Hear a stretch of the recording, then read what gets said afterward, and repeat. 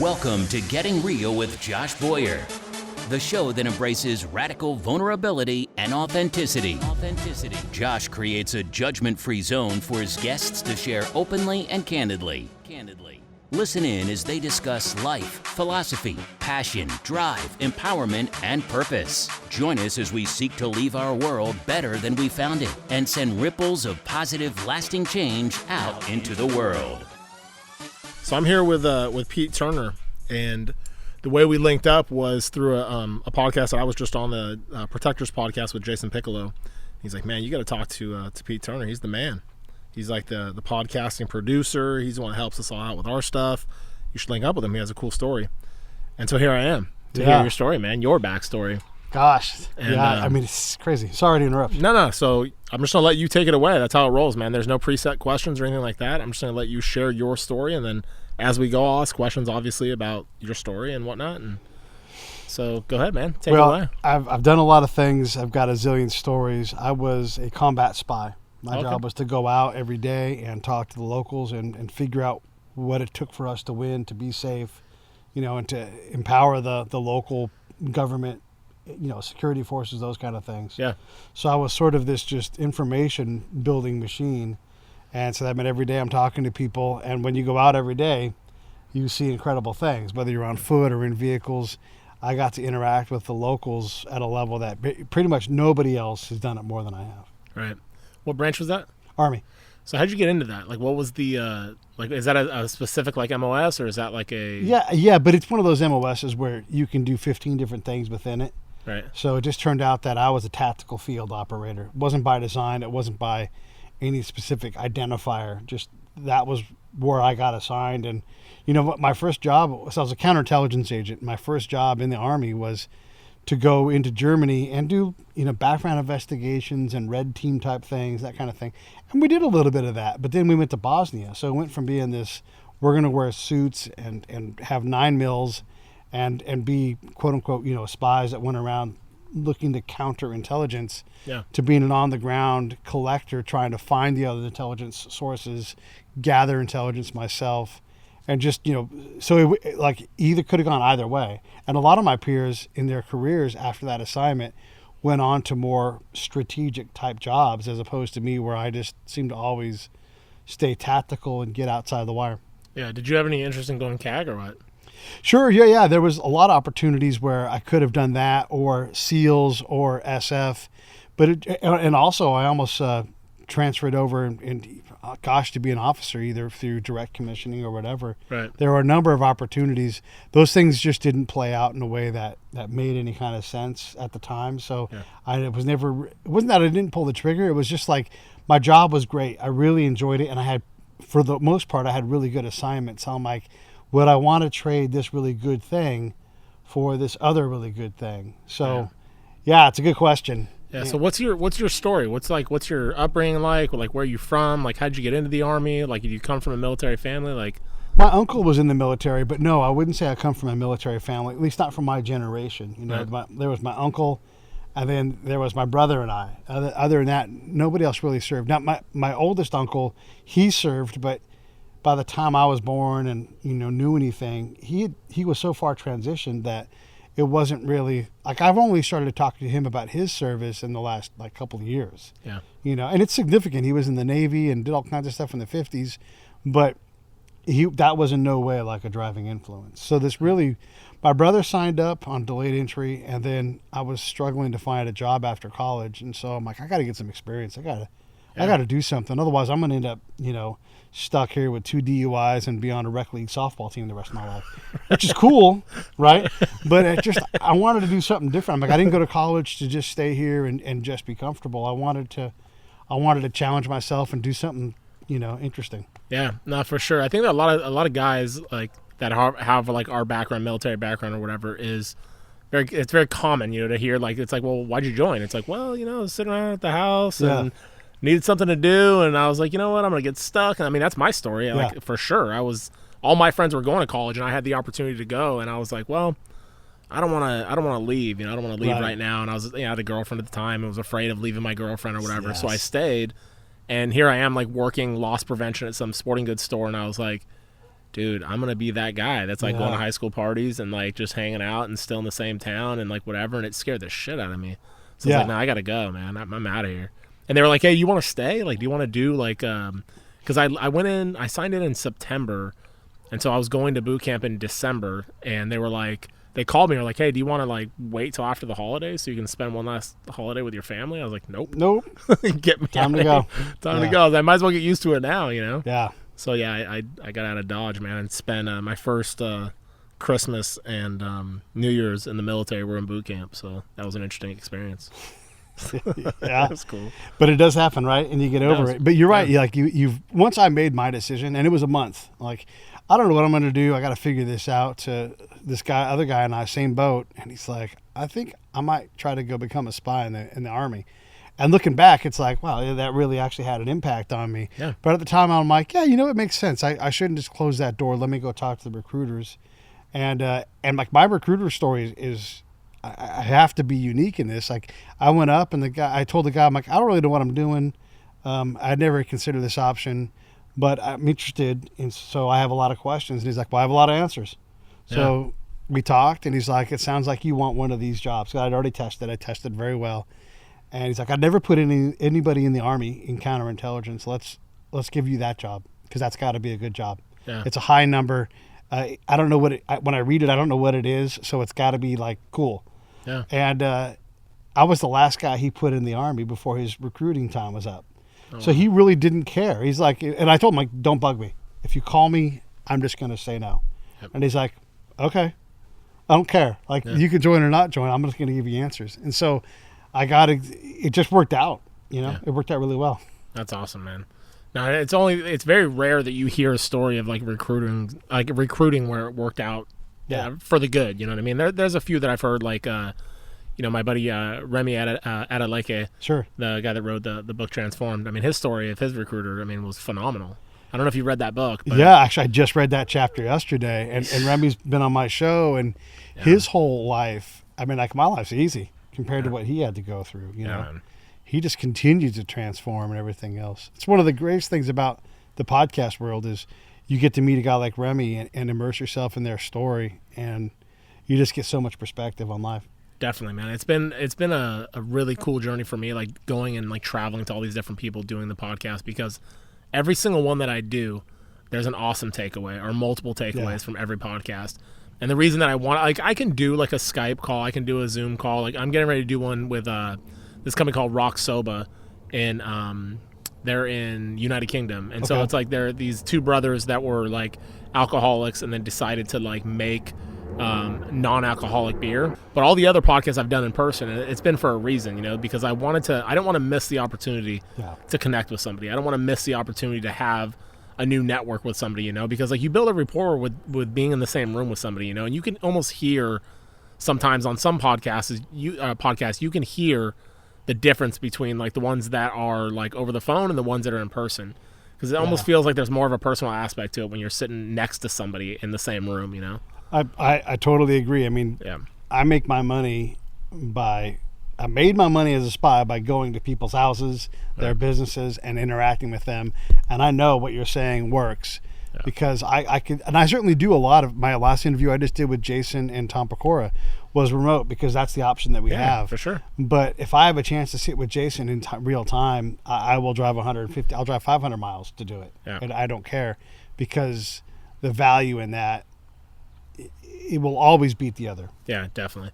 And I think that's one of the beauties of podcasting, is the fact that you don't have to be in person, that you can share information and share like stories and stuff like that remotely, and you're linking up with some of the raddest people on the planet, which is really cool. So tell me about your story, like being like a spy, so you go into the Army, you go in counterintelligence. What was that trajectory to, like, what schools did you have to go to be like, okay, now you're a spy? Because that's kind of an interesting job, Yeah, and again, my job is there's like a lot of different paths. So there's like strategic debriefers, like if an interpreter gets kidnapped, like we had happen in Baghdad, that person finally gets back, someone's got to debrief that person at a pro level. Right. So that's a whole path you can take, and there's always someone that's getting captured somewhere, and you want to go through and get all the details out. Yeah, it's a job in theory I would know how to do, But in practice, at their level, no, it's something different. So there's all kinds of different avenues and areas to pursue. And again, I went through the basic counterintelligence course, which at my time, and that's always, military schools are, they're like, more time, less time, do less with more. Right. Now we got money, we're going to do more with even more. So in my era, it was very collection focused and surveillance focused. And after that, they really got rid of a lot of the surveillance stuff. But we wrote reports with a pencil. All the boilerplate things that had to be written out. You had to write it all out with pencil. And we were just getting into, like, you're going to have to pass a typing test. Like, pass a typing test? Seriously? Like, that's what we have to do? Right. Okay. So a lot of it's really mundane, simple stuff. And a lot of it, most of it, was OJT. You have a stack of books 3 feet high with regulations and FMs you need to have a mastery of. But that's just like the rules. Like, to actually understand it and do it how you do it, that takes, a lifetime of work. Like, you're always trying to add things. Right. I was able to speed all that up because both of my slots, I had 2 prime assignments. The first one was in Germany. I worked in training. And so I was the person who played the mayor of wherever, and all of my peers and all of the people above me would come to me as a spy to talk to me as a source. So I got to see all of their judo. Yeah. And I'm like, okay, this is my opportunity to learn from these guys and what doesn't work, which was enormously helpful to watch and advise people who outrank me by 3, 4, 5, 10 ranks. Like, you're a warrant officer. You got 4 dots on your thing. Let me now give you notes on where, you might improve. And then, so just that, when you teach other people, especially high level people, I was able to. So that's really where I cut my teeth on, like, how to do this. And then in Bosnia, my job was, I got lucky. I got to go out every day. Yeah. And there were more people to talk to than we even had time to talk. So I got great at asking questions. Did you have to learn all those languages too? No, but when you're immersed in it, I understood a lot. Like, I sound like Chewbacca, so I can nod my head, go, roar. And I had some guys working in the backyard. They primarily spoke Spanish.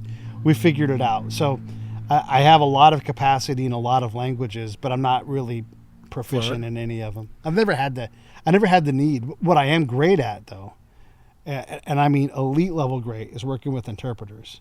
Right. I have a whole system. And every interpreter who I work with, when I leave them, they're like, you're the best guy I've ever worked with. Because they're me, and I treat them like me. Yeah. What's one of the most valuable lessons you learned being a spy? I'll tell you the number one thing. Yeah. And this was the culmination of a lot of knowledge I had to gather to even accept this lesson.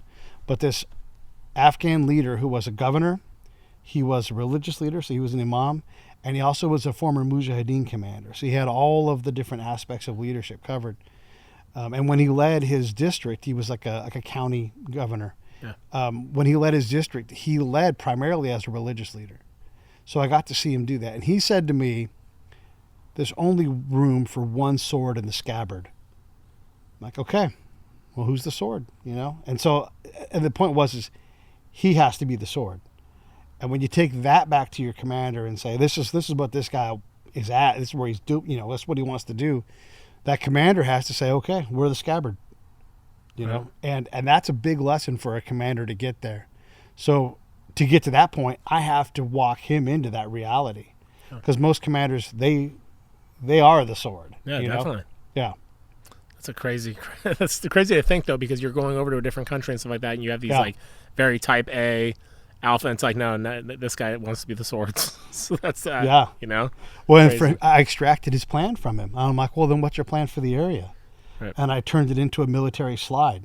Right. And okay, so yeah, maybe I did that, but then I did a key thing. I took the slide and I translated it back into his language, and I jumbled it up. And I gave it to my interpreter, and he understood the plan. I'm like, give this to him, and I want to see what he says. And he's like, hey, like you would to like an E4. Hey, dummy, there's all kinds of errors in this thing. Right. You can't give this to the Army. Fix this, put this up. And he put it back into his plan. Nice. And so in the Army, saw this thing. They're like, he didn't make this. Of course he didn't make the PowerPoint slide. Like, this is not his plan. I'm like, let me tell you what I did. And they're like, holy cow, this guy is the sword. And they let him be. That's awesome, man. What do you think is the biggest takeaway from being a spy into, how does that correlate into real life? It correlates in every direction. I mean, it's a part sales job. It's a part marketing job. You know, I have to build a network that brings me information. You don't just go out and say, where are the bombs all day long? Like, that doesn't work. You just need to be so connected that the information flows into you. So podcasting is the same thing. You know, I meet Jason because of my skills at that, and he's talking because he's got similar skills. Right. You know, you and I are talking for the same reason. You know, all the different people that I've met here in Southern California, same thing, where I'm always pushing and trying to find the spot where I can create value and I can advance my cause through their cause all the time. Yeah, absolutely. Would you want your do you have kids? Yeah, I have a daughter. Would you want to go to the military? My daughter's independent. I want her to be independent. So if she chose to do it, I would support her 100%. So you had a good experience overall, you'd say? My experience, yeah, as good as any. I didn't have a bad experience. You know, there's challenges in anything. So right. I think, you know, through your 20s and 30s, it's a time of enormous growth and evolution. So it is, of course, challenging, you know. But, yeah I would say my time in the military, I'm pretty happy with it overall. Good. I always ask everyone that's been in the military that has kids, you know, like what are your thoughts on like your kids going to the military? And I know for me, like I personally don't want my kids to go to the military. If they were, you know, kind of like I was at that age, you know, where it's like I just had no direction whatsoever and I was just like floundering, then maybe I'll be like, yeah, you know, that's a good place for you to go and cut your teeth and figure it out. I don't know, man, but I think I have a different like view of the world now, you know, and I like being on the outside and looking in now, it's like, man, like I don't know if I'd want my kids to go and be someone that's fodder, you know what I mean? Like they would have to do a job that, like being a spy, it's like do something that's going to benefit you on the outside. Don't just go in and be a grunt. You know what I mean? Like don't just go in and be like infantry, and that's no knock on infantry at all. Sure. I just, for my sons, it's like I would want them to do something that I know for certain when they get out will give them a leg up, you know, whether it be being a spy, counterintelligence, or doing you know, linguist, or you know, air traffic control, or something where it's like you get your education paid for. Cool. Now get out and do something successful, you know? Yeah, and if she had a plan, and that's what I would want to know, like, hey, great, I support whatever your plan is. Do you have a plan? I just don't know what I want to do. Okay, good. Well, then, why don't you go do that? Let's figure out what you want to do and really help her through the recruiting process. Right. But again, like, she's 22, so she doesn't need a whole lot of my help, you know? Right. And I try to parent as more of a guide at this point. Yeah, for sure. Like, hey, this seems weird. Leave you alone, you know, because she doesn't need me to tell her everything. But, yeah, I agree. Like, I wouldn't want her to do it just to get used and worked like a mule, you know, like you're going to get your school paid for. I mean, she's already going to school, so that's done, you know. But, yeah, as long as there's a plan, I would have no problem with it. Yeah, I think that's a good point. Like having a plan, because I think like they just go and like just aimlessly, just go to the military. I don't know. Even if that plan gets crap canned right away, it's like, hey, that's fine. New plan. All right, new day. Yeah, for sure. I mean, I went in as a guaranteed cop, you know, and like looking back on that, I don't know what I was thinking. You know, like I was like, dude, what was I thinking? Like guaranteed cop? Like why? I can tell you why. Because when you graduate from high school, you know 11 jobs, and one of them is cop. Yeah, for sure. You know, it could have had something to do with the DVD you showed me. You know, like we talked about on the phone. You know, with the like the ATVs, the machine guns, and everything else. I'm like, oh, that's high speed. I want to do that. But you know, looking back on, obviously everything's 2020 when you look back, and it's like, man, I should have retaken the ASVAB. You know, because the ASVAB I was using was the one that you take in high school. I think it was. I don't know if it's still mandatory. It was when I was in high school. But I took the ASVAB, and it's like, I had zero aspirations of going to the military when I took it, you know? So, like, it was like A, C, A, B, you know? Like, I wasn't paying attention. I wasn't even trying, you know? Yeah, same. He was like, you passed. Well, cool. Yeah. You know, like, let me retake it. And he's like, no, it's all good. You have a good enough score to, like, get whatever job, enough. You know? I'm like, wow. Yeah. But, like, exactly, good enough. I should have retaken it, and then it could have been, hey, now you can do this job, that job, or whatever. Yeah, I don't even remember what that score was. I think it was something like 60-something or whatever. Yeah, I took that test too, and I couldn't tell you what I scored on it because I literally didn't care. Like, I have to take this thing. Great, I'll sit in the library. I guarantee you I didn't take it seriously. Right. Because any of those tests, I'm like, I don't care about this. I'm not here to goof out. How fast can I get this thing done? Right. That was my goal. Definitely. How fast can I do this? Definitely. So what are you doing now? Like, when you got out of when did you get out, by the way? I got out of the Army officially in 2002. Okay. But then I was with the Army a whole lot. And I say Army, I helped out a lot of different people, but they were the primary client.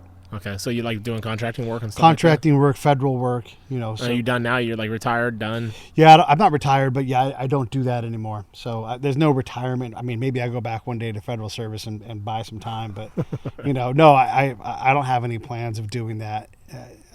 I wouldn't say never because that's too crazy, but yeah, I'm done with federal service. So what do you do now? I mean, I know I saw the podcasting stuff and whatever. So why don't you tell me about that? Like, what are you doing? Yeah, I'm a podcast producer, and this is what I do for a living. So obviously, I have my own show, 5 days a week, put out about an hour-long program. Yeah. And it's called the Break It Down Show. We put one out today, and we'll put one out tomorrow, and there'll be one on Monday. And so we're over 500 episodes in. How many do you put out? 5 a week. Holy shit, man. Yeah, yeah. How do you produce that much? Like, how do you produce that much content? Like 5 a week? 5 a week. That's Yeah. gnarly. So Yeah. how you doing it? What's your strategy and like how you like linking up with people and how you doing the podcast? Well, you know, when you have 500 shows, you can always go back and grab someone for an update or for just like telling more of the story. So I've got a big body of guests where I can just bring in. So I don't ever want for guests. Right. You know, I'll feel some anxiety about it, but then I'll look and go, gosh, I've got a month-long backlog right now, you know. Definitely. So I get a little pickier with my guests, but there are still so many of them and there's always a new book and there's always something, you know.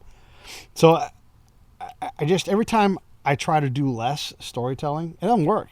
Yeah. I get more stories coming in that I can say, you know, I just can't say no. So, 5 a week, I just do it by working hard. You know, I mean, if you're going to be a professional, let me put it to you this way. When I talk to the music people that I talk to, when they get started, when they're at their prime and they're doing it, they're in the studio 25 hours. Right. You know, 30 hours in a day. Like, yeah, we went in the studio, came out 4 days later, and we had this many songs written. So, I mean, like that's my business right there is Right. You get in the studio and you do the work. So I get up in the morning early and I start doing a section of work, and then I change gears and I go to another section, and then I throughout the day, and I get things done around the house and all that kind of stuff too. But my job is to stay on task and outwork my competition. Yeah. So that if it takes 5,000 shows to be a big smash hit, then I need 2,500 days to do that. You know. Yeah, definitely. There's not a real number, but that's how you do it. That's how the opportunity comes. Why'd you get into it? How'd you get into it? Well, when I came back, I wanted to tell my story, and the first option that really came to mind was through radio. And then this is 2012, and I had so many stories, so many memories, so many things I wanted to try to talk about and get off my chest and share. Because I got to see the conflict from a unique point of view. Right. Units would rotate over the top of me, so I would see their mess ups because, I would see each unit learn, grow, and then leave. Learn, grow, leave. Yeah. And I got better at guiding them. A whole unit. One dude guiding a whole unit, or two dudes sometimes, guiding an entire unit to a completely different orientation. That's incredible. Yeah. So I wanted to share those stories. And the radio is where I started doing it, like a little small community thing. I just figured I would grow out from there. And we quickly outgrew that little room. And we were told by people there, like, hey, you guys are doing too big of stuff. Get out of here. In a good way. They're like, you've graduated. You're not allowed to stay here anymore. No longer it's comfortable. Great. Go do something else. And so the podcast was born from that. Wow. And it's just gotten bigger, and it's got a power of its own now. Like, it's its own thing. For sure. Yeah. So who do you use for your hosting? Libsyn. Dude, that's what I use. It's the pro standard. No, it really is, man. Like, Yeah. a bunch of people have asked me, like, oh, can you use this or that or the other? And I'm like, I haven't used the others. Yeah. But I know what I use like works. Yeah. And I've never had really any issues at all. And it's pretty user friendly once you get the hang of it. All of the other ones, like, first off, if it's free and you're just doing a hobby, perfect, do that. Yeah. But if you're going to be serious, if you're going to be a pro, you got to be on Libsyn. Just this week, Libsyn took all of us pro level players, and they said, hey, we have a new destination now. A new company is getting into podcast curation, and they're called Deezer.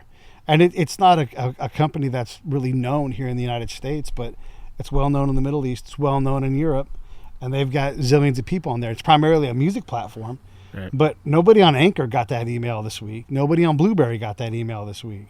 Right. So I get ahead of the game on Deezer and try to and then I send back the email to Libsyn and I say, hey, what's the deal with this? How do I get featured? And they go, well, like all of them, you got to write me something and we'll send it over and see what happens. Nice. But that ain't happening on Podbean. Yeah, for sure. And Podbean's great. Yeah. But Libsyn's the pro standard. How are you monetizing your podcast? If you don't mind sharing. No, that. it's fine. It's a good question too, because you have to see value in all of the ways to monetize. Monetization is not just cash in your hand. Right. So yes, on occasion we have ad revenue, but I haven't really honestly figured out a good method where I can reliably bring in money that wouldn't be better spent if I just marketed myself. So I think of my show primarily as a marketing tool that occasionally brings in some ad revenue, and that comes and goes. I've not really found that client that's like, I love what you do, I want to fund you. I've been close a couple of times, but these things happen in their own pace. Yeah. But the other things that happen is like I get tickets for things. Writers become my friends and they send me their books for free. So I get to read these books and talk to them, and I talk to their friends, and all of a sudden someone's like, hey, we need someone to do X and we have a budget.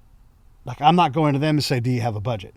They come to me and say they have a budget. Right. And so I start to solve these problems. And so that's where my monetization comes from, is the show, like I said, has its own power and it creates its own opportunities. And so it's my job now is to continue to invest value and goodness into the show, because the more I do that, the more it just continues to kick out all kinds of opportunities.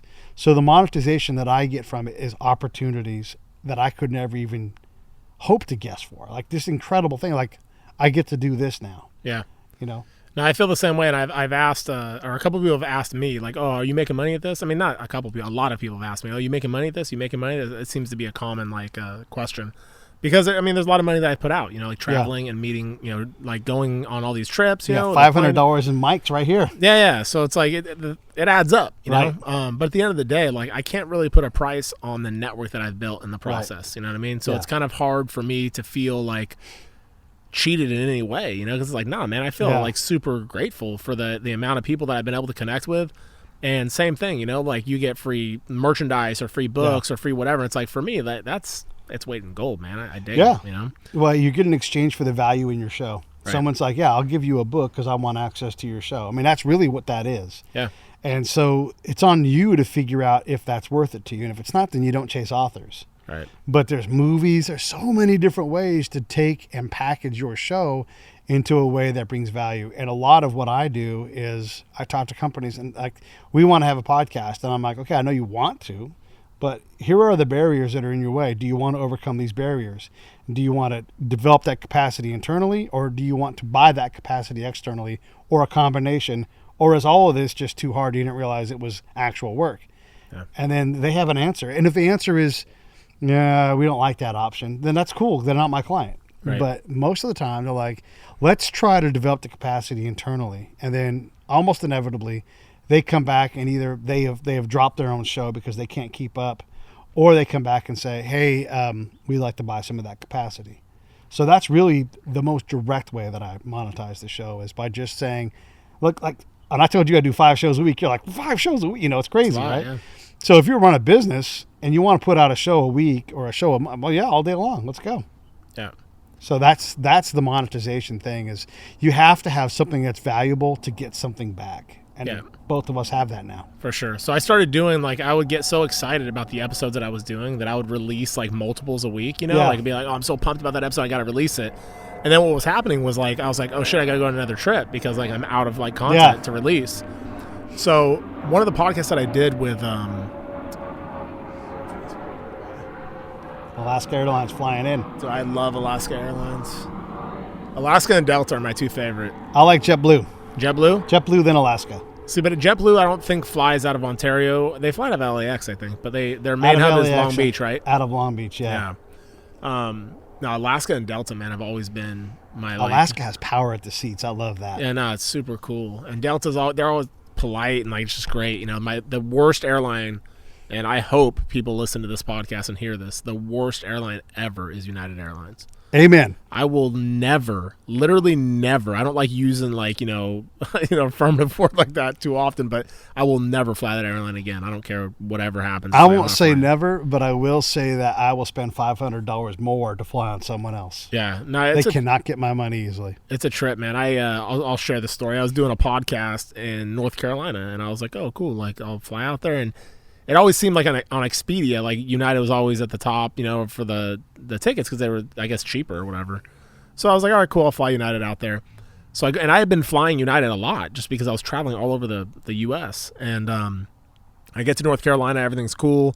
I go to fly home, and they're like, oh, there's bad weather in Houston, so you're going to miss like your connecting flight in Houston and go to L.A. And I'm like, okay, well, what are you going to do? Like, what do we need to do here? Like, if I'm going to miss my flight, I don't want to go just hang out in Houston. Yeah. And they're like, all right, well, we all have to get off the plane right now. So everyone gets off the plane, we deplane, and we're standing in line trying to get help from this lady that's trying to like figure everyone's flights out. So I'm like, I'm going to call United while I'm waiting. Yeah. So I call, they reschedule my flight for the next morning because I'm going to miss the flight. It doesn't make sense. So I get up to her and I'm like, hey, listen, because they decide they're going to put everyone back on the plane. And I was like, can I get my bag off? And she's like, no, it's too late. I'm like, what? Yeah. Can't get my bag. What are you talking about? So she's like, no, it's too late. And I'm like, all right, what about a hotel voucher or something? I'm stuck here. Like, And nope, can't help you. The weather's not our fault. And I'm like, wow. Yeah. Like, it wasn't so much like what the, like, okay, you can't give me a voucher. You can't get my bag off the plane. Fine. Yeah. It was just the delivery of it all. Yeah. And just like, I was like, man, like, and that wasn't the first time that I had like rude customer service. And so I was talking to my cousin about it. He's like, no, man, that's like, they're like known for that. Yeah. Like terrible customer service. Yeah, they're stuck on no. So I say no to them. Yeah, for sure, man. So what would you tell somebody like me that's doing a podcast that, I've been doing this thing for, it's been a year now. Mm-hmm. And, I'm traveling all over the place, I'm doing my podcast, linking up with a lot of people. I'm doing my best to get good content out. I started with the videos and, release like little clips of videos, little previews and whatnot. But I have to try to find a way to monetize it a little better, to keep it going the way that I like to do it, because flying all over the place gets expensive, If I could find a way to make money to where it's like, cool, I can keep doing that. So a couple of people have recommended that I start a Patreon account. I don't know much about Patreon. I opened an account. I've done nothing really with it because I don't know much about it. Yeah.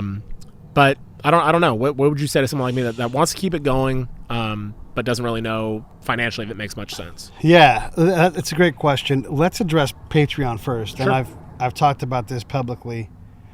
So this is not earth-shattering to a lot of people that know my work. I'm going to let this plane pass. Yeah, for sure. And it's American, if anybody's wondering. American flying in. America. I like the stainless steel American body, but, they don't do that as much anymore. Yeah, it's old school.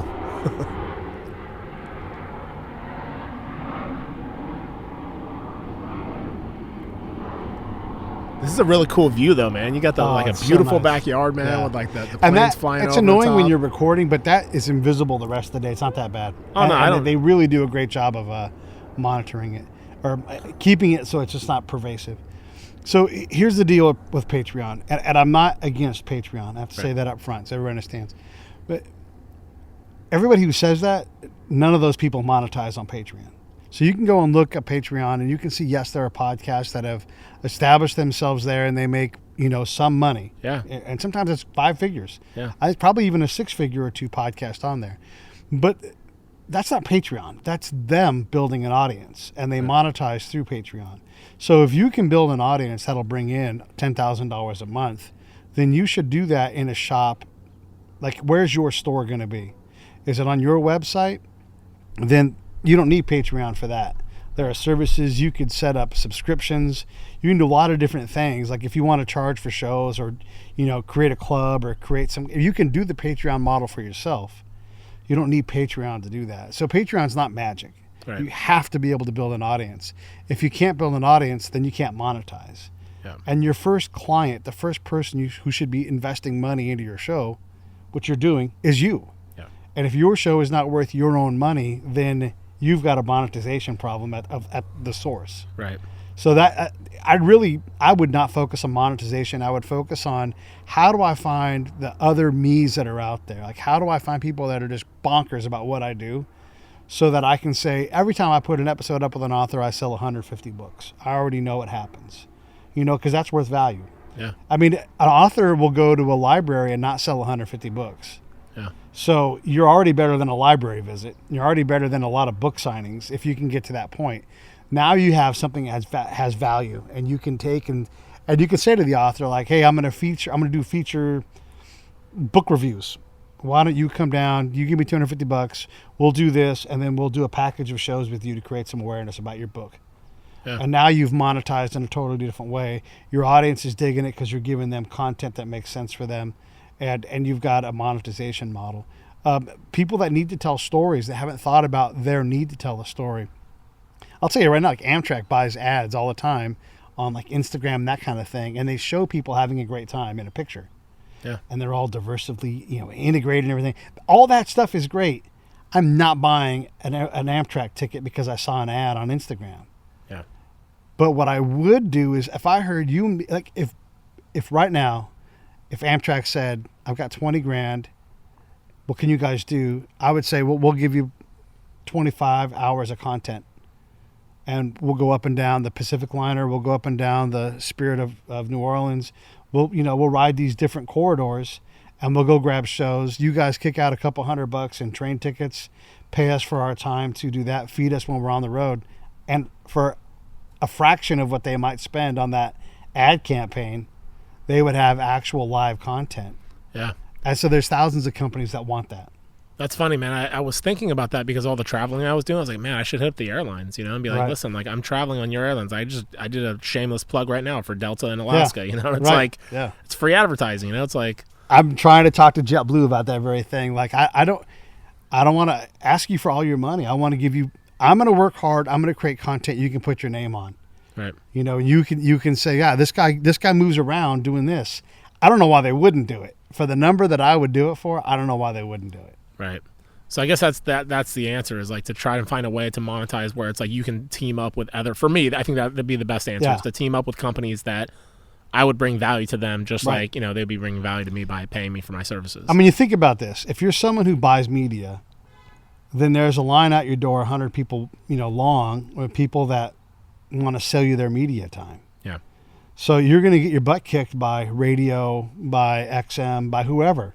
Like they're all in line in front of you, and now you have to have a full-time job in trying to find these people that buy media. So we don't have to be limited like that. Yeah. It's not about a lack of creativity. We can be as creative as we want. There's all kinds of people coming up with unique ideas. Just take their idea and bring it to your market, you know? No, that's a great point, man, because I've always had a weird, like, something holding me back from like the Patreon stuff. It's like, Yeah. I don't want people to have to like pay me for like what I'm doing. 'Cause Right. I actually enjoy what I'm doing. I love what I'm doing. And that might be like a self-worth type thing that I need to work through or whatever. Sure. Like I have a hard Probably time. a little like, bit of that, yeah. Yeah. Like I don't want to ask this dude for a buck. You know what I mean? Like I just want to be able to be cool and whatever. But at the end of the day, I have a family to feed too, so it's Yeah. like I got to be smart about it.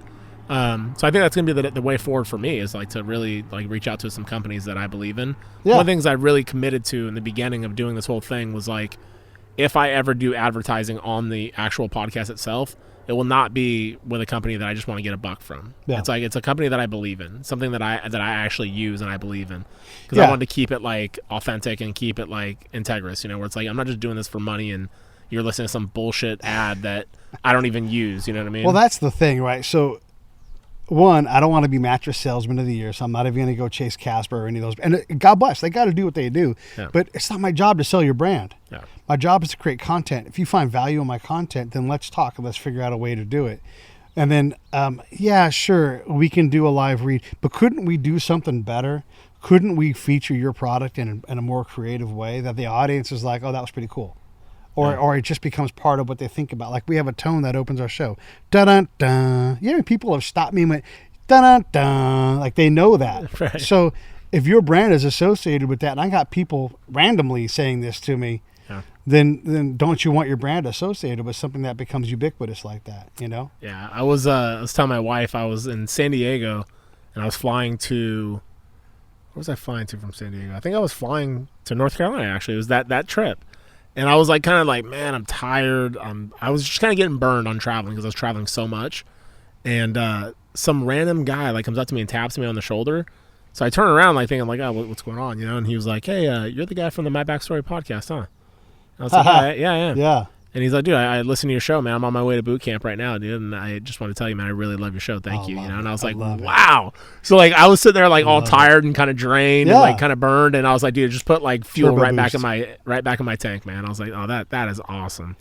Yeah, and that, I got to tell you, that happens all the time. Like when I go onto my Libsyn thing and I look at my numbers, because I'm always trying to understand better what the market's doing, and I look and I'm like, why are there hundreds of people, in this country, fill in the blank country, France, shoot, you got to say thousands. Why are there all these people in France? I don't specifically communicate with, I love France. Right. I go there. But so you see that and you're like, gosh, these people really get me. They like what I'm doing. Yeah. And then you get even more confidence that I do know what I'm doing. These stories that I'm grabbing do make sense. And my way of putting them together helps people go. And then all of a sudden there are more people at the airport going, break it down, show. Yeah. I heard of you. Oh yeah, man. What's the main premise of your show? It evolves, but basically we illustrate life. We're not about politics, but we're not. We're not about military, but we are. All these things are out there that we talk about. We get PhDs on all the time. Like when we have the border crisis with the wall and the confinement of people, there's a lot of hyperbole. There's a lot of people that don't know anything. Well, I want to go get someone who's on the ground and talk to them. Because I know what it's like to screen people, and I know what it takes. And if there's 125,000 people coming across the border, well, you would need about 100,000 people to manage the intake of those people. There aren't 100,000 people in that job. Right. I mean, if I can interview 4 people a day reliably and do all my reporting, how many of me do there have to be? Plus, there's always going to be someone on vacation. I would be out right now on medical leave because of my surgery, Yeah. And so you start to look at the problem. And you're like, you guys, this is really a congressional problem. Like, this is not a new thing. And if you guys in Congress can't figure out how to provision and legislate, then I think we know what we all need to do. Yeah. Like, you guys are creating this big problem. This is your problem. Yeah. You're my representative. Go deal with it. For sure. Do you do you try and stay away from political issues and stuff like that on your show, or do you kind of touch on a little bit or whatever? I like issues that make me uncomfortable because it forces me to grow. Yeah. So a lot of political issues are like that. And I wouldn't say that I lean right or lean left. I'm very critical of the left right now because I think that they've lost their way. But the right are a bunch of jerks, So I think we all need to work on being more in the middle and figuring out the things that we can all do. And I don't mind talking about that. Tomorrow's show is a guy from Salon, a very known left-leaning publication. He's on my show, and he's talking. He wrote a book called Rat Fucked, and his name's Dave Daly. And he talked about how gerrymandering changed the power of the country. But we all know that that's not a Republican thing. That's it's political. Right. So when we talk about this, it is challenging. So I bring a political scientist in to keep us on the the PhD side of things, so that we're not spreading hyperbole. I'm not being unfairly negative, and those kind of things. So I don't mind getting into things that are challenging and hard. I just want to make sure that I'm surrounded by people that are reasonable, rational, and professional. Yeah. No, it's tough, man. I think right now, especially right now, in the country, there's such a divide. There's such a divide between left and right, and pro Second Amendment, anti.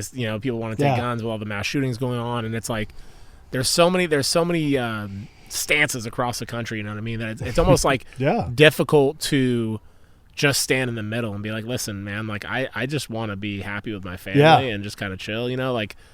I used to get so worked up over what was happening in the world and over politics and all these other things. And I was like, man, I'm giving up so much joy by putting so much attention onto things that I have zero control over. Yeah. And that's kind of the stance that I have now. I was like, listen, do I own guns? Yeah, I do. Do I believe in the Second Amendment? Yep, sure do. Yeah. But am I going to get all worked up over stuff that I have no control over personally? And it's I can't, it doesn't make, it's too much bandwidth that I'm taking up in my brain to try and keep track of all that stuff, I totally agree. And probably the topic that is the most challenging is abortion. Yeah. And look, I'm pro-abortion. I'm not pro-life. I'm pro-abortion. It exists. Right. I want my daughter to be able to go somewhere safe to get one if she chooses to get one. There's no morally correct answer. All of them have a compromise. Yeah. So if you're going to tell me that you want to protect babies' lives in America, we don't kill babies, I can say that's a reasonable position. We do need to figure out when is too late. I think that's sane to do that. Right. And then if you want to counter that and say, but the government can't control, it can't force someone to have a baby. Right. I have to go, God, you know what? That's sane. Yeah. So, by the way, the males are totally taken out of this equation. Good. Well, that's not sane. No, but like we have to consider like we're taking rights from 3 different groups and trying to find the least shitty option. And if we're talking about shitty options, then I'm fine with us having a conversation about it. And if that means that this state or that state is going to pass legislation to the left or to the right of it, that's the national conversation happening. This is how we do these things. And yeah, it sucks. And I started the whole thing by saying I'm pro-abortion. I don't like babies getting killed, but I think the best solution is some form of legalized and permissive abortion. Otherwise, people are going to go. I don't want my daughter going to Mexico. I don't want her to go into some guy's back shop. Right. I want her to go to a clinic where it's safe and she can have the procedure, and maybe we can get in front of that problem in some other way. So I don't think that that's a position that either side favors, but I think it's a reasoned position where I'm acknowledging that, it's just really hard. Yeah, for sure. And I think that that's one of those topics too that like it almost there's a guy named Sebastian Junger. He wrote that book. He's been on the show. Has he really? Yeah. Holy shit, man.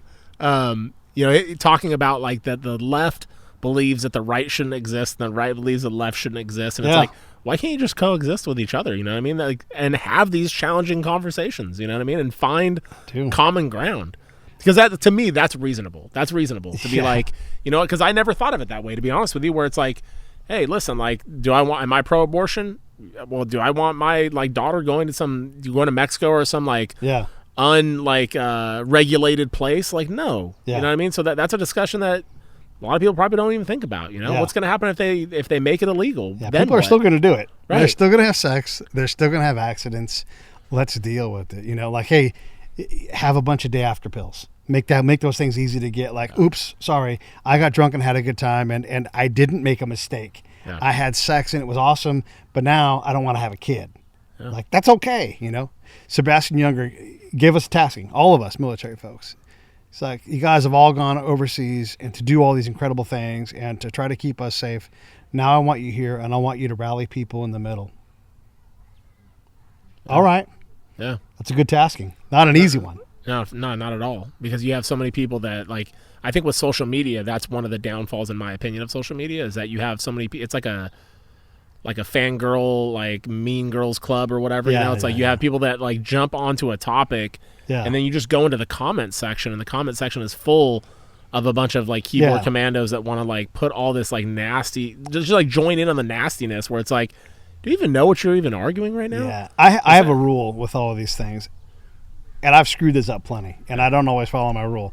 But basically, if I find myself in a chain that is going in that direction, I just start linking in charity. I'm like, look, you want to help out something, this charity right here, they help people in this area. And then people are like, oh, who knows if they're even legitimate? Like, you know what? They're not on Facebook complaining about Donald Trump. Right. They're getting things done, and they're trying to help. If you don't believe in them, then go help. Yeah. Get off Facebook and go help someone. Or put kitties on Facebook, or put your picture of your grandkids or something positive. Yeah. But if you're just going to have an argument on Facebook, then I challenge you to kick in $20 a month for Save the Brave. That's my charity of choice. Do that with me. Subscribe, $20 a month. No big deal. And then whenever you complain, you're like, I complain, but I also give Pete $20 a month for Save the Brave. Yeah. No, it's a trip. Like a swear jar. Just like a charity jar. That's a totally like great, amazing idea, because I just had this conversation with my buddy the other day, and I was like, there's times where I just want to shut it all down. I just want to like get off social media completely and just like be like, I don't want any part in this at all. Yeah. And then there's times where it's like, okay, well then I'll just limit like what my interaction is on social media. So it's like, I'll post whatever content I need to post there. I'll do my best to interact with the comments that I get on my stuff, but I'm not going to join in on some like nonsensical argument with somebody else. Because it seems like there's a lot of that going on, where it's like, like you said, people will post stuff about like, Donald Trump or like whatever. And it's like, for me, it's like, I want to just post pictures of my kids. Yeah. I want to be vulnerable and post things about my wife and be like, these are the failures I've had as a man. And like, maybe my failures as a man can help you grow as one. Absolutely. I want to be authentic and real. I don't feel like talking about things that are like, I don't know, in my mind, they're just kind of silly to go down this rabbit hole of stuff that you're not going to fix. You're not going to change it. So yeah, because I try to rally folks, what I call the sexy middle. I try to make the middle sexy. Because if you're on one end of the thing and you got your fist and you're shaking at people, no one wants to go join you. No. You know, you just got the people that, but the real, you know, the body politic, like they have to decide en masse what they want to change. And right now we're having a lot of conversations. We're not agreeing on things. So I get asked a lot, like, what do you think about this? And I got asked about when the president and the squad were having their squabble recently. Yeah. And I said, look, here's what I know about all these things. You take those 4 Congress people. I'll take 4 at random. I'll take Dan Crenshaw and Michael Waltz, who are both special operators, who are now representatives. And I'll take the 2 ladies here from Orange County. I've got 2 Republicans, 2 Democrats, 2 military members, 2 non-military military members, 2 females, 2 males. Very diverse group. And the people that don't get it were like, you picked all white people. I'm like, I don't pick people. I pick people based on, these guys are on committees. They're doing things. Michael Waltz has less than 4,000 followers on Twitter. But you know what he is? He's an operator. He's a Special Forces Green Beret. And if you're going to tell me that guy's going to represent my little lottery team, you know, like I'll take that. I'll take his effort over someone that's worried about what's being said on Twitter. Right. You know, I'll take Dan Crenshaw talking about, and I watch what Dan talks about. Yeah. And he says, I'd sign this bill, but I can't because these other things were added to it. This is a good bill ruined by other things. I need that kind of practical breakdown of what he's seeing so I understand how to figure out what's next. And that's where I put my effort, is in trying to understand those things. I'll invite Dan on. I'll invite any of those people on. I'll invite any representative on who wants to come on. I'm actually working on a system to do that, to have more of these conversations, because the stuff that's hashed out in the news is meant to sell soaps and Cadillacs and all that kind of things. I don't need that. I want to hear from a person who's in a leadership position on how they want to deal with where the work is. You want to tell me that the Green New Deal is the answer and we have 12 years until everything with the economy and the climate go to crap? Okay, great. But today, right now, what tactically do we need to be doing? Yeah. Don't tell me it's a $34 trillion thing, because that doesn't make any sense to me. Where's the $34 trillion going to come from? Right. Yeah, Dan Crenshaw is actually getting torn up on social media right now because of that whole red flag laws or whatever. Right. So he wrote some piece of legislation for the red flag law or whatever. So I did some research on my own. My wife and I were looking it up, and I guess it's been around for a while. It's not anything new. Yeah. But I just looked on social media and was like, he posted something about it, and like all these veterans and all these people were like, oh, you're losing your base. And like, I mean, it was just, people were going nuts. You know, everybody's allowed to make mistakes. I'm not saying Dan made a mistake, but we all have to give the guy a chance to do what he's got to work within a system. You can't just be obstinate. No one's going to work with someone who's obstinate because you're obstinate. You're not able to be worked with. Yeah. So if he's trying to figure things out loud, again, I have time for that. And he's not my representative. My representative is Katie, but she's doing the same thing. She's on committees. You don't hear about her on Twitter. She said she was going to go to Washington and roll her sleeves up and get to work. And that appears to be what she's doing. I don't care if I agree with her politically. She's out there doing the best that she can. I'm not willing to do that job. I can't get elected for that job. Yeah. So I'm glad that she took the job and she's got there trying to make a difference. So when it comes to politics, I try to see it right down the middle. I try to be understanding of people's opinions because we're all entitled to them. We're all passionate about it. But the thing that I've learned from combat is that everybody hates cancer. Everybody loves their kids. And they're all trying to get by. Everybody's got problems. Definitely. I promise you right now, you don't want to trade anybody's problems for yours. Yeah. Like, you know how to, like, you've got a bad back and I've got a combat body that's all beat to shit. Yeah. We don't want to swap places. So let me understand that you have your reality, I have mine, and if we can find a place to agree, then let's work our work there. And like you, I don't have to worry about the president. I've got people right now that want to suck a gun down their mouth and end their life. Well, he can't solve that, but I've got a chance of getting a hold of some people and talking to them and being candid, saying, I've been in the same spot. Yep. I've lived minute to minute trying to decide if I was going to make it or not. And there's no president that's going to help me with that. It's got to be someone like me that's like, I've been there. Yep. So that's a great point, man. It's amazing. I'm going to ask you a couple questions. Sure. I ask everyone that comes on. If you had one person or one book that inspired you the most your entire life, who would that person be? What would that book be, and why? So the author is the person who inspired? No, just like what person, or it could be both. It could be one or the other. It doesn't matter. The book that I have found to be the most impactful on my life is a book called it's like a Pashtun ethnography, Notes from the Field, from this lady named Benedicte Grima. And I've looked at her work and based a lot of my work off of it, because she went in as a European lady into Pashtunistan and started living amongst, people in Pakistan, and that translates very well for Afghanistan because there's a lot of Pashtuns there. Right. So if you're going to go to that country and try to improve the condition of those people, whatever country and whoever those people are, you have to have that level of understanding. Right. You can't just go in and empower women and then leave. That's fucked up. Yeah. Well, can we swear? Yeah, totally, man. That's fucked up. You can't improve the condition of somebody if you don't take the time to understand their condition. Yeah. So that book really gave me a basis to understand my work and change how I approach these things, from threat to more, let me understand what reality is. Let me understand where the work is. Let me understand what's possible here, so that I can take their reality and nudge it more towards the reality that we think is beneficial. Because by blending them, you get in a spot that they believe in their government more. They're more apt to go solve their problem outside of the tribal system. Because if you don't start there, you're obsolete. The minute you show up, you already are creating more stability. You're creating more instability than not. I hope that makes sense. Yeah, for sure. Did you ever question your mission? Did the lines ever get blurred for you, where it's like, what am I doing here? You know what I mean? Like these people just want to be left alone. They're tribal people. What am I doing? I mean, the big existential question. Yeah, I mean, over time, you have that question. Am I making a difference? Are we doing the right thing? And look, the ultimate answer is yes, we're doing the right thing. We're trying to help these people out. But we're not prepared. We don't. Here's a reality. I've had a lot of SEALs, a lot of special operations people. I work at the same level when I go to the field and do these things. And I've asked all of these guys, have you shot more rounds or had more conversations in combat zones? And the answer always is, I've had more conversations. Definitely. Where did you spend the bulk of your time? Shooting. So the thing that we do the most, where we're going to have the most impact, we barely train on. Yeah. And then when you look at the training level for what it is to put a round on a target at 300 meters, if I'm laying down next to you as an Army guy, I can help you in a lot of very specific ways and improve your ability to shoot. Right. And over time, you'll be wearing that target out at 300 meters. Show me that manual for building rapport. Doesn't exist. Yeah, that's funny, man. Like when you think of it, it's true. Yeah.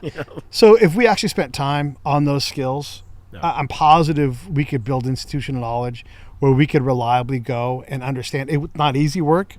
It's delicate, deliberate work that the wins are fleeting and small. But I would come in with that mindset. Small wins. Don't spend $10 million here. If it's not Iraqi provisioned, it's not their idea. It's not their. Then we don't do it. Right. What do you want to do, Governor?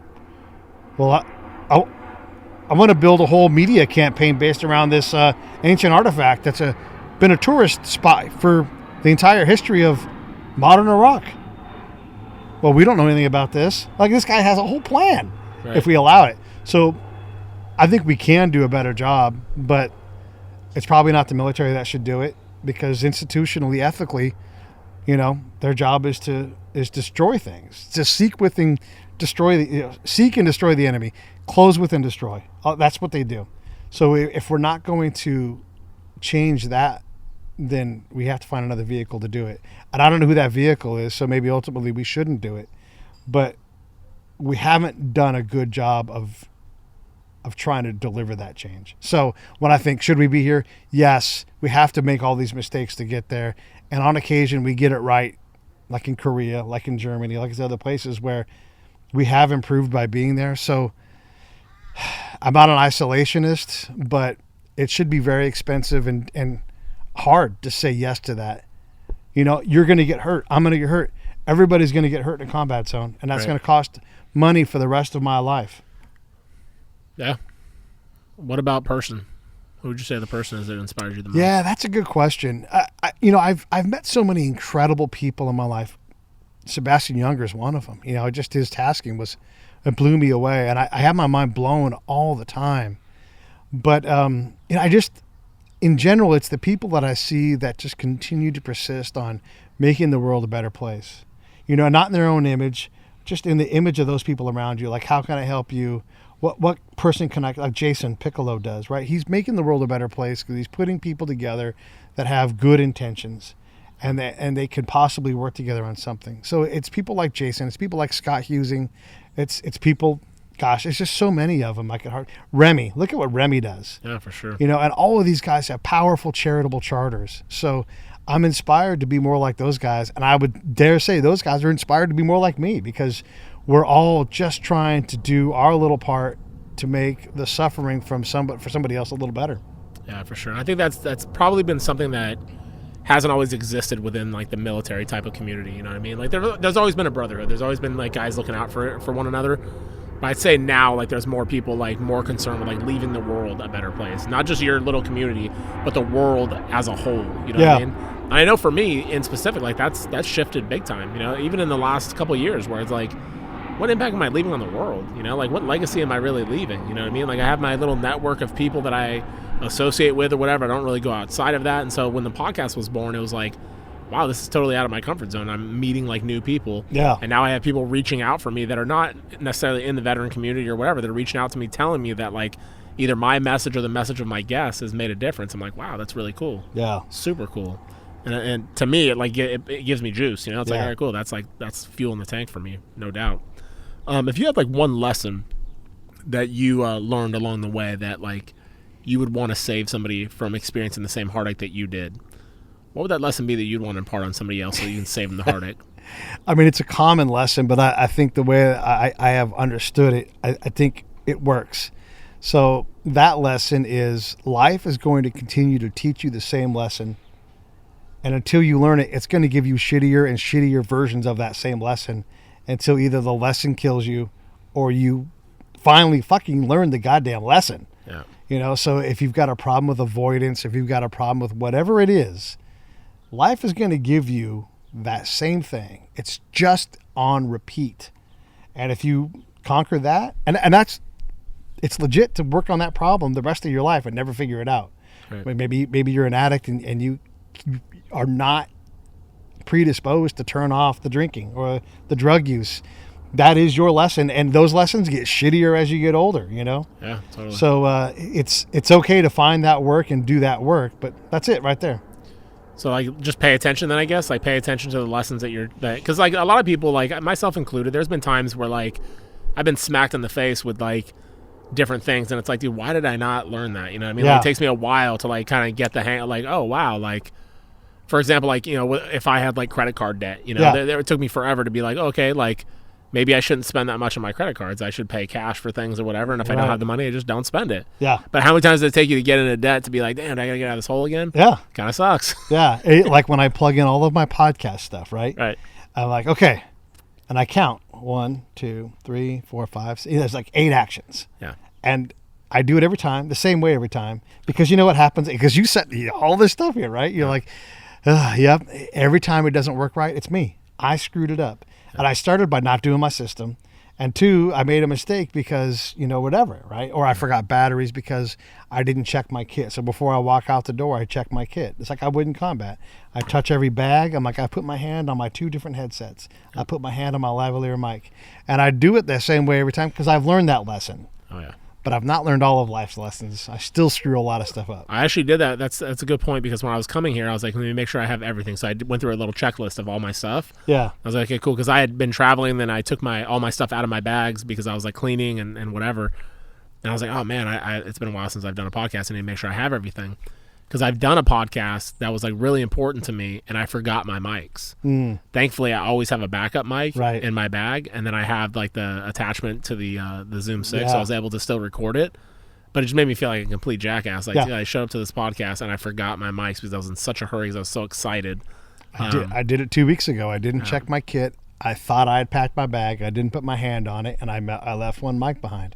And I was able to. I had redundancy, right? Yeah. But yeah, it's 100%. And so the same thing applies to like political conversations on Facebook. I know I screw that up, and I get into something, and I'm like, why am I into this? Like, stop. And my life is so much more enriched by by not investing in things that, don't enrich my life. It's not that it's all about Pete's pleasure, but what am I really getting involved in this for, Yeah, not really Pete's pleasure, but I think it's about like doing things that bring you joy. You know what I mean, doing things that like you said, like enrich your life. You know what I mean? If this doesn't make me a better human, why am I doing it? Right. I mean, like, why am I getting involved with this? And that's the same thing for me. Like, people ask me like why I don't drink, and it's like, I was never some raging alcoholic. Did I have some issues with alcohol? Did I make a lot of really stupid decisions when I was drunk? Right. Absolutely. Yeah. But for me, like, drinking was just more like, it doesn't make me better to like be drinking. You know what I mean? Like, I don't feel like when I get all hammered and I wake up in the morning, it's not like I feel like a better man than I was the day before. It's like I feel way shittier. So it's like, why don't I just like cut that out and try to just be a better version of myself? And if you look at your regrettable decisions in life, a lot of them are tied to alcohol. Bro, like probably, I was telling somebody that the other day, I was like, I would say like out of like the regrettable decisions that I've made in my life, over 95% of them were when I was intoxicated. Yeah. For certain. Right. And it's like, so why would I want that anymore? Yeah. And like, and again, I tell everyone, like, I have no judgment towards people who choose to drink. Sure. I don't care. Like, if you want to drink, drink. Yeah. And you know what? I'll be your designated driver. The only message that I have to people that decide that they still want to keep drinking is like, don't be an idiot. Yeah. There's Uber, there's Lyft, there's all these other ways to avoid you getting into an accident, killing yourself or killing somebody else, or getting a DUI and getting all kinds of bills and all kinds of other unnecessary expenses. So it's like, just be smart about it if you're going to choose to drink, Because I definitely, there's times where I wasn't, I mean, I thought I was like Superman and be like, oh, I'm going to drink. And luckily I never got a DUI, but there was plenty of times I should have. Sure. Yeah, same. I'm in the exact same boat. I definitely have deserved it. Yeah. And managed to somehow avoid. Well, and now I just don't do it. That's the best way to avoid it. But you're right. That's a lesson in life that either you get better at drinking or you just stop. Yeah, for sure. I think going, like, I went to jail once and then, for fighting and whatnot. And then that was like at the wake up call, like, oh wow, like what kind of like situations am I putting myself in as an adult? Yeah. Like, this is stupid. Yeah. And I think the last straw for me was just, I think waking up and just being like, man, like every day, like, that I drink, like the hangover gets worse and worse. Like where it's like, it's a 1 day, then a 2 day, and then a 3 day. I'm like, this just isn't for me anymore, man. I'm tired of feeling like shit. Yeah. What would you say is the legacy that you want to leave? Like what's important to you? What gives you the most juice? Like, what's your passion? The legacy, I mean, this is an important question because I do contemplate things like this. Like, what am I trying to do here? And in theory, my podcast will be around for ever, right? I mean, it exists right now, and something will have to take it down one day, but who knows? So what I think about legacy, what I want my legacy to be held by the people who I bring value to. And they have my legacy, and it's up to them to do it. So my job is to put my head down, create, do the best I can, and be able to look someone in the eye and say, I'm doing the best I can. And sometimes your best is just not good enough. But I mean that in a positive way, like, I'm giving you my best. This situation's overwhelmed me, but it's not that I haven't tried my hardest. Like, I really want this to work. So my job is to go out, create these stories, continue to put a powerful network of people together who all benefit from knowing one another, and they make the world a slightly better place. And, that's my legacy is, did I live up to my high bar in saying, I want to invest in good things, and I want to help people collect wonder and joy, so that when if I ask you, like, hey, when was the last time you felt unbridled joy? You've got 15 answers, and you can't wait to tell me about all of them. Definitely. Instead of, like, searing rage. When was the last time you put your arms up in the air and just like, yes! When was the time 3 times before that? We should all know these things because we can tell the last time we got pissed off on Facebook. Totally. So I want to do that. I want to create these opportunities for people so that I don't need a scoreboard, but when someone comes up to me and says, hey, you said something and it changed how I saw my life and I made a turn and I started going the right direction, I want to leave a wake of that. That's where awesome, people have something good come from what I've created. I love it. That's a great way to it's a great legacy to leave, man. Because I think making an impact on people, it's like a ripple effect. You leave you change one person's lives and then they change another. There was a guy that I had shared, Wayne Dyer. I don't know if you ever read any of Wayne Dyer's books. No, I've not. So he was like a self-help guru. He passed away probably 3 or 4 years ago. But when I was getting off all of my medications and drugs and whatever, I was reading a lot of Wayne Dyer, and I was like, it was just kind of waking my mind up to things I hadn't previously known, where I was like, wow, like I'm the master of my own fate. Like, okay, cool. Like I'm empowered. Like I can figure this stuff out. Right. Like, so he was like, he was pivotal in like getting my mind to like get to a place where I really wanted to be clean and sober and all that other good stuff. And so I shared that with another buddy of mine because it was like, it really brought a lot of value to me, man. It like made me feel like, wow, I'm on a good track here, man. I'm gonna leave the world a better place. So I told him about Wayne Dyer, and then like years had gone by, and so he called me like maybe, I don't know, 3 months ago, and it's like, hey man, like I just want to tell you thank you for like sharing Wayne Dyer with me, because like it really added value to my life, and now I've been able to share it with somebody else. I'm like, dude, that is awesome, man. Yeah. Like that really feels good, because like you said, like I think a lot of us can go back to like, when's the last time you were pissed off? You can remember. You can instantly remember. And it's like, but like you said, when you say, when was the last time you felt like intense joy? And it's like, it's kind of like that way. It's kind of like, think about it. I just went to a men's retreat about a month ago, 3 weeks or a month ago. And for me, that was the first time, like probably the first time that I had experienced like ecstatic joy that I could really remember, around a bunch of other dudes letting loose, like no judgment whatsoever. Yeah. And it was such an awesome feeling, you know what I mean? Because like you have the guys that, like I said, you have the military unit where you're a big brotherhood and everybody's together, but you only go deep with each other on certain levels. Sure. You don't really share a lot of your innermost insecurities and fears and this and that. You're not really doing that with a lot of guys. Right. It's seen as weakness almost, to be vulnerable. And so to have that opportunity to really be vulnerable and to open up with other dudes was like a pretty awesome experience, man. And it really opened a whole new like realm of possibility of where I want my life to go, and like where I was like putting a lot of my energy was like, why am I doing that? One of the biggest lessons I've learned, and I could do this all day with these lessons, but Kenyatta Leal was in jail for the rest of his life. He got out ultimately, but it was one of the OG prisoners. It's like, I want you to write down who you are, like what are your 3 things, whatever it is. And I'm probably getting his story wrong, but the gist of it is correct. Yeah. And so he's like, okay, he wrote down, like family and, intelligence and whatever. And he's like, what are you investing your time into? He's like, fuck. Not those things. Yep. I'm investing my time into being pissed off at the system.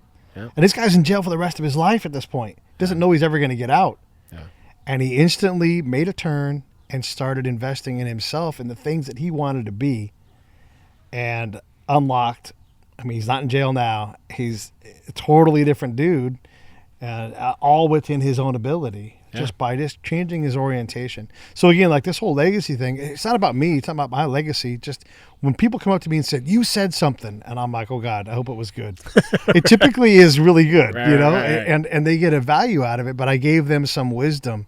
So, like I'm seeking wisdom and trying to share it with people because we have all the knowledge in the world. Every bit of information ever is all known now, Yeah. But how do you process it? Because wisdom is not easily attained. And so if I can just continue to provide help, provide love, provide wisdom, get people to orient on joy and positive things, then whatever that legacy is, I'm cool with it. Totally, man. I one of the things I learned the other day, I had somebody tell me, I'm working with a coach, and he was like, hey, I want you to do an inventory of your body right now. I want you to think. So we went through my body, we went through like my emotions, and went through my thought process. Like where's my body? Like what sensations do I have in my body? Where is my emotions? Like how am I feeling emotionally? And then where are my thoughts? And like scan that and see like where you are. And one of the things that like was like, I was like, whoa, like blew my mind a little bit was like, he's like, so what do you feel in your body right now? I was like, oh, well, my back hurts because it fucking always does. Yeah. My eyes were a little heavy and I was a little tired. I didn't sleep that well the night before. And he's like, okay, what do you feel that's good? That's the bad stuff. What do you feel that's good though? And I was like having a hard time like thinking of it. And then he was like, what about like the beating of your heart? Like the rhythm of life, like beating through your chest. Yeah. What about the feeling, like the warmth and the feeling of like sexual energy in like your testicles, Yeah. And I never really thought about it. So I started thinking about it and like putting myself there. He's like, okay, now I want you to really focus on magnifying those feelings, like magnify it with your mind, with your power, with your just everything, with your inner everything. Just like make that more intense. So I did, and he's like, what happened to your back pain? Yeah. Gone. And so his point was like, we spend so much time focusing, like you said, on the stuff that's negative, on the things that are bad, the things that are not like good. But if you start to shift your focus on the things that are really good and important and joyful, you'll see your life change completely, man. Yeah. Yeah, it's good stuff, dude. Good stuff. I really appreciate you doing this podcast with me, man, and coming on and sharing your story, and like it's been awesome, man. Yeah, absolutely. I mean, these are the great moments, is just doing these things, and I love it. So I'm thanking you for having me on, because every time you have these conversations, I know I learn more. Yeah. And so I love it, and you've given me such value, so I really appreciate you. Yeah, for sure, brother. What's the best way for people to get in contact with you? Pete A. Turner on all social media, Pete@breakitdownshow.com. I'm glad to talk to people. I got in trouble the other day in a Facebook podcasters group for offering help. They're like, stop being so self-serving, and I'm like, I'm literally offering my mentorship. I help people all the time. I'm glad to do it. People have questions, and they are afraid to ask. Wow. So don't be afraid to ask. Like, I will tell. I'll be a producer. I'm going to give you the straight answer. Yeah. But I'll definitely help you. Yeah, for sure. And that stands for me too. For whoever's listening to this, like if you guys, because I've had people that are like thinking about starting a podcast and they've been guests on my show or whatever. Sure. Like, hey, what do you think about this? What do you think about that? And like for me, like the main thing I usually tell people, like you said earlier, was like how much are you willing to invest in yourself. That's probably how successful your podcast will be. Yeah. So for me, like I wanted to buy one of the most expensive mics. I wanted to spend money on good recording equipment because I want it to be good. I want it to sound good, Right. And if you want to like nickel and dime stuff and like just do the cheap way, that's fine too. I'm not knocking it. I'm just saying it's I want to jump in because I want to say a military guy who I love, and he's great. He was talking about his new podcast he just started. Yeah. I said, tell me about it. He's like, well, this and that. And I'm like, cool, what about quality level? He's like, well, it's raw, it's gritty, it's real. And I'm like, that's what amateurs say. Yeah. There are podcasts that are raw and gritty and real, but you need to fix that. You need to make your show a professional show. Definitely. And so, you have to have the right kind of, so these are the things where like you can have a rookie's look at something, but you need a mentor. You need a producer to come in and go, that's bullshit. Fix that. And look, there's a great story from Exhibit. There's a great show called The Well Podcast. Anson Mount and his buddy, I can't remember his buddy's name, and I apologize for that, but they had Exhibit on, and Exhibit was talking about working with Dr. Dre. And so he's like, we're in the studio, and I spit the line out, I say everything, and then Dre reaches over in the booth and goes, do it again. And so I do it again, and I pour the passion on, and I do all this rapping, and I finish, do it again. And he'll do this until he gets what he wants. And you don't ask. Yeah. And he's like, and I've seen guys, this is Exhibit talking, I've seen guys go to him and say, oh man, that's the best I got. I'll be right back. He ain't coming back. Right. Dr. Dre's gone. Because he's like, I know what I need. You haven't given it to me. You just keep going until you're done, Totally. And that's how we all get better at these things, is find someone who's going to be fair but honest with us. Yeah. And say, this is where your work is. Yeah, and a lot of the stuff that I've learned along the way has been from doing podcasts with other people that do podcasts. So like, hey, like today with the Zoom 6, I showed up and I was like, oh shit, like I have batteries, but I don't know how long they're gonna last, and like whatever. I don't know if I have any extras on me. I think I do. He's like, no, you can plug this into like an external power source, and I was like, holy shit. Jordan Harbinger taught me that. Yeah, I was like, dude, I didn't know that. Yep, Jordan taught me that. There, one podcaster to another. Yeah, that's awesome, man. And same thing with like doing the video and stuff like that. I never had a camera before. Right. And so I did a podcast with Dakota Meyer, who had his podcast, the Own the Dash podcast and this and that. And he was like, hey, man, like you're wasting your time to like go and do these podcasts with people and stuff like that. Like get more content out of it. Yeah. Capitalize on it a little bit better. So that's what brought the camera on, and then I have my editor that does all my stuff for me, and it's been great, man. It's been like a work in progress as I've gone, man. But I really appreciate you coming on. Thanks, and I look forward to hearing more of your podcast, and to like networking with each other and seeing how we can help each other out. If there's anything I can ever do for you, by all means reach out. Same. And yeah, man, we'll have to do this again. You got it. Let's do it. All right, brother. Thank you for listening to Getting Real with Josh Boyer. If you're loving the podcast, please leave a rating and subscribe. You can follow us on all social media platforms and YouTube at gettingreal_. You can also check us out at joshboyer.com.